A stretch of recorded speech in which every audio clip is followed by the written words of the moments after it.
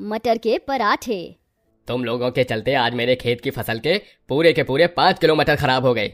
अब इसका हर्जाना कौन भरेगा? हाँ, तुम सबकी दिहाड़ी में से पैसे काटूंगा, मैं छोड़ूंगा नहीं। पर जमींदार जी, खेत के मटर तो बरसात का पानी लगकर खराब हुआ है, इसमें हम गरीब मजदूर लोगों की क्या गलती है? 100 रुपए दिहाड़ी है, आप उसमें से भी काट लेंगे तो दाना पानी कैसे चलाएंगे आज हम? मुझको उससे कोई मतलब नहीं है। तुम लोग नमक रोटी खाओ या तुम्हारे घर का चूल्हा जले या न जले, मुझे बस मेरे नुकसान से मतलब है। यह है गांव का ठाकुर और कई जमीनों का मालिक जमींदार लालचंद, जिसने रामपुर गांव के ज्यादातर गरीबों को सताकर धोखे से उनकी जमीनों को हड़प कर अपना कब्जा किया हुआ है। वो सारा दिन मजदूरों को खेत में काम करने के बदले दिन के 100 रुपए दिहाड़ी देता है, जिसमें बूढ़ी जमुना भी मजबूरी के चलते बनिहारी करती है। वो स्वभाव से बहुत ही मिलनसार और नरम दिल की है। सबके दुख को अपना दुख मान लेना उसकी आदत में शामिल है। मदन, आजा रोटी खा ले। नहीं जमुना काकी, तुम खा लो, मुझको भूख नहीं है। सुबह से खेत में भूखे प्यासे खट रहा है और कहता है भूख नहीं लगी। चल आजा। खाएगा नहीं तो मेहनत कैसे करेगा और अपना परिवार कैसे पालेगा? पर काकी, ये तो जमींदार की सरासर गलत बात है। हम किसान लोग उनके बंजर जमीन को सर्दी गर्मी बरसात की मार सहकर सींचते हैं और बदले में ये हमको क्या देते हैं? 100 रुपए, जो आज के इस महंगाई भरे दौर में परिवार का पेट भरवाने के लिए पूरा भी नहीं पड़ता है। खुद तगड़ा मुनाफा कमाते हैं, तभी तो गरीब लोग और गरीब होते जा रहे हैं और अमीर लोग और अमीर होते जा रहे हैं। मदन के इस कथन में कुढ़न के साथ गरीबी और दुखों में जीने का दर्द साफ दिख रहा था। ये लो तुम सबके आज के 50 रुपए। 50 रुपए मैंने काट लिए हैं, अब चले जाओ सब। अरे ओ जमुना, ऐसा कर, ये सारे सड़े गले मटर ले जा, वरना इसके चलते मेरे बाकी के मटर की फसल को भी कीड़े न खा जाएं। ले जा इसे। जी हुजूर, ले जाती हूँ। सारे मटर को अपनी साड़ी की झोली में भरकर जमुना अपने घर चल देती है। कुछ दूरी पर एक झोपड़ी का घर आता है, जिसके अंदर बूढ़े हजारी प्रसाद बीमारी की अवस्था में पड़े हुए थे और उसके पोता पोती गौरव मुन्नी खाने के इंतजार में आंखें बिछाए सवेरे के भूखे बैठे थे। दादी दादी आप आ गई, इसमें क्या है दादी माँ? गौरव जरूर दादी, इसमें हमारे लिए समोसे पकौड़े और गर्मा गर्म जलेबी लाई होंगी, जैसे पिताजी लेकर आते थे बारिश में, याद है ना माँ? यह सुनकर गरीब सास बहू एक दूसरे का चेहरा देखने लगी और दोनों की आंखों से आंसू छलक गए। दोनों का ध्यान भटकाते हुए बहू सरिता ने कहा, बच्चों अभी दादी थक कर आई है ना, उन्हें आराम करने दो, तंग मत करो। ऐसा करो तुम दोनों जाकर थोड़ी देर बाहर खेलो। हमें खेलना नहीं है, हमको खाना चाहिए माँ, भूख लगी है।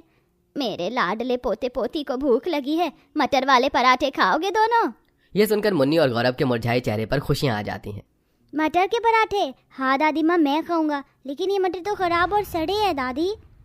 ऐसा नहीं है गौरव बेटा, केवल छिलका खराब है, दाने अच्छे निकलेंगे। देखो मैं तुम दोनों के लिए बढ़िया सा मटर वाला पराठा बनाती हूँ। सविता सारे मटर के दाने निकाल कर उन्हें अच्छे से धोकर सिलबट्टे पर पीस लेती है और उसमें नमक, अजवाइन और आंगन में बोया हुआ हरा धनिया मिर्ची मिलाकर मसाला तैयार करके भरवा मटर के पराठे बनाती है। जहां बरसात के चलते भीगी लकड़ी में उसे चूल्हा फूंकना पड़ता है। परिवार की इतनी दुर्दशा देखकर ससुर हजारी प्रसाद और बेटा भोला दोनों बेहद दुखी हो रहे थे। कैसा निकम्मा लाचार बेटा हूँ माँ, जिस बुढ़ापे की अवस्था में तुम्हें घर पर रहकर आराम करना चाहिए था। माँ, तुम्हें अकेले इतनी मेहनत करके हम सब का पेट भरवाना पड़ रहा है, आज बहुत असहाय महसूस हो रहा है। तभी आंसू पोंछते हुए जमुना ने कहा, भोला ऐसा मत बोल, तूने तेरे पिता के बाद इतने बरसों तक घर को संभाले तो रखा था, मगर अब भगवान ने तुझे ऐसी बीमारी लगा दी है कि तू ना तो भारी वजन का काम कर सकता है। बस तू मेरी आंखों के सामने रहे, मैं मेहनत भी कर लूंगी। दरअसल कुछ महीने डॉक्टर ने भोला को किडनी खराब होने की समस्या बताई थी, जिसके इलाज में लाखों का खर्चा आना था। इतने पैसे लगाने के लिए गरीब सास बहू के पास पैसे नहीं थे, इसलिए दोनों काफी दुखी दुखी रहते हैं। सरिता सभी को मटर के पराठे बनाकर खिलाती है, जिसका स्वाद बहुत ही अनोखा सा था। बच्चों कैसे बने पराठे? बहुत ही टेस्टी मटर के पराठे बनाए हैं तुमने मम्मी, एकदम पकौड़े वाला फील दे रहा है। हाँ मम्मी, बहुत टेस्टी मटर के पराठे बनाए हैं। बाबूजी आपको और पराठे दूं? अरे नहीं बहू, मेरा तो पेट टंच हो गया। इतने बढ़िया मटर पराठे बनाई थी कि मैं 4 खा गया। अभी तुम दोनों सास बहू भी खाने को बाकी हो। सबके खाने के बाद एक ही पराठा बचता है, जो सरिता अपनी सास के आगे परोस देती है। ये लीजिए माँ जी, आप खाइए। और तू क्या खाएगी बहू? आजा, इसी में से आ लेते हैं, ये ले। इस तरह गरीबी भरी परिस्थिति में उनकी जिंदगी गुजर रही थी। धीरे धीरे बरसात का मौसम अपने चरम पर आ जाता है, जिससे पूरे दिन पूरी रात बरसात होती है और अब जमुना को खेत बोने का काम भी मिलना बंद हो जाता है, जिससे उनके घर का चूल्हा जले हुए भी 2 दिन हो जाते हैं और घर की छत भी टपकने लगती है। हे भगवान, इस बारिश के मौसम ने तो उधम मचा दिया है, पूरी छत चू रही है।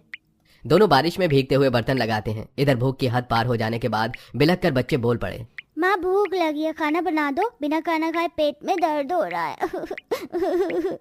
मैं जानती हूँ मेरे लाल, मगर घर में कुछ भी बनाने को नहीं है और ना पैसे हैं।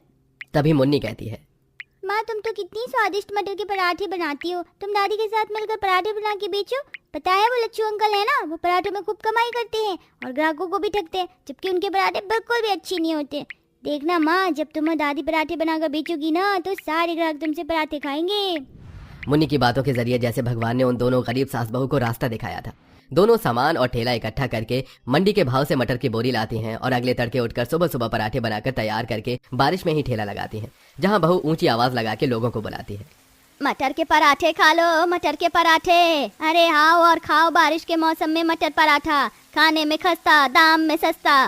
तभी कुछ लोग बाजार में नया आइटम देखकर सास बहू के पास आते हैं, जिसमें एक पति पत्नी थे, झुमरी और तिवारी। अरे ओ लड्डू के भैया, चलिए ना, चलकर मटर के पराठे खाते हैं। ठीक है पगली, चलो तुमको पराठे खिलाते हैं। आइए भाभी जी, भैया जी कहिए कितने पराठे लगाऊं? दो पराठे लगाइए। जमुना जल्दी जल्दी पराठे सेकते हैं। वो बरसात में भीग भी रही होती है और बहू परोसती जाती है। अरे वाह, क्या मस्त मटर पराठा बनाया है इन सास बहू की जोड़ी ने। सच में मटर के पराठे में दम तो है, वरना ये शहर वाले लोग तो बस पराठों के नाम पर पापड़ खिलाते हैं। एकदम चिमकी पराठा, ना तो उसमें दाम भर का आलू होता है। बहन दो पराठे और लगा दो। जी भैया जी, अभी लाती हूँ, 2 मिनट दीजिए। दोनों पति पत्नी को चाव से मटर पराठा खाता देखकर और कई सारे कस्टमर बारिश में खाने आते हैं, जिससे कि शाम से पहले ही गरीब सास बहू के मटर पराठे बिक जाते हैं।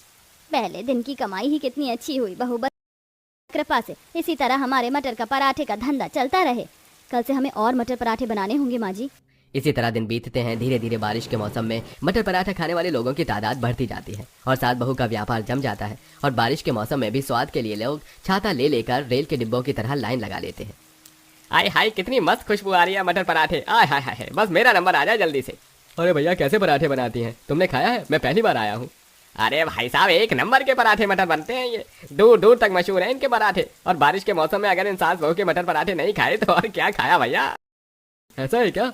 दोनों सास बहू के पराठों का स्वाद ग्राहकों के मुंह चढ़कर बोल रहा था। धीरे धीरे पैसा इकट्ठा करके दोनों भोला का ऑपरेशन करवाती हैं, जिससे वो ठीक हो जाता है। साथ ही अब तीनों बहू बेटे मिलकर मटर पराठे बेचते हैं, जिससे वो अच्छा खासा पैसा कमाते हैं। अब वो घर हैं, जिससे बरसात में होने वाली परेशानी टल जाती है। कुछ ही महीनों में सब कुछ कितना बदल गया ना माँ जी। एक वक्त में हमारे पास खाने को भी नहीं हुआ करता था। कैसे भूल सकती हूँ उन दिनों को बहू। कितना संघर्ष किया है, तब जाकर हमारे दुख के दिन सुख में बदले हैं।